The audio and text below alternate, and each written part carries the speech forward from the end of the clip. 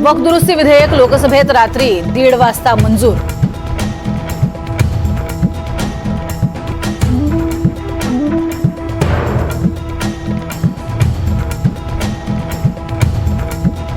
तर वक्फ बोर्ड सुधारणांवरती ठाकरे गट संभ्रमित. अरविंद सावंतांच्या भाषणावर रिजिजू यांनीही डिवचला.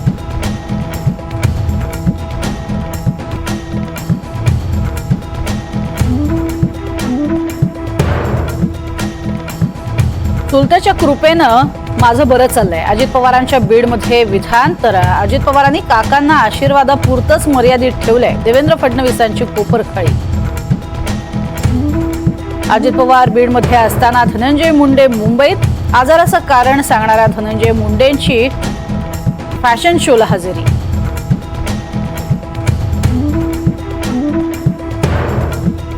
राज्यात एप्रिलपासूनच पाणी टंचाईची चाहूल. राज्यातील 14 जिल्ह्यांमध्ये 626 गाव आणि वाड्यांवरती टँकरनं पाणी पुरवठा.